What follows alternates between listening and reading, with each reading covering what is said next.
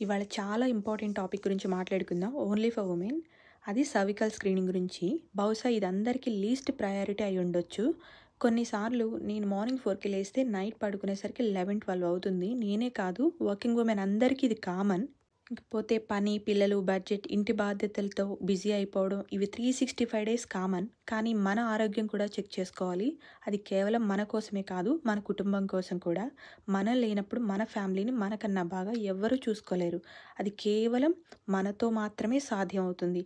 ఈ ఒక్క 10 minutes pop smear లేదా సర్వికల్ స్క్రీనింగ్ అనేది మన భవిష్యత్తుకి, మన జీవితానికి అండదండగా ఉంటాయి. ఇంట్లో డజన్ల కొద్దీ సర్వెంట్స్ ఉన్న ఆడవాళ్ళ కోసం కాదండి నేను చెప్పేది. రెస్పాన్సిబిలిటీస్తో నిండిపోయి ఇంటి బాధ్యతలన్నీ బరువుగా మోస్తున్న మనలాంటి మిడిల్ క్లాస్ వర్కింగ్ ఉమెన్ కోసం ఎంత బిజీగా జీవితం నడుస్తున్నప్పుడు మన ఆరోగ్యం గురించి ఆలోచించడానికి టైం ఉండదనిపిస్తుంది. కానీ అదే టైంలో మనం నెగ్లెక్ట్ చేసిన చిన్న విషయం జీవితాంతం పెద్ద సమస్య అవుతుంది. మనం ఎంత శుభ్రంగా ఉన్నా, ఎంత జాగ్రత్త పడినా సర్వికల్ క్యాన్సర్ అనే దానికి కొన్ని సందర్భాల్లో మన పార్ట్నర్ వల్ల కూడా వచ్చే ఛాన్సెస్ ఉంటాయి. ఇది ఎవరికైనా ఎప్పుడైనా రాగలదు.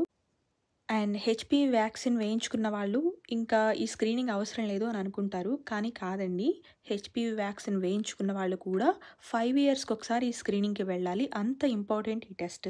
ఇండియాలో అయితే అరౌండ్ 300-1500 ఉంటాయి కాస్ట్.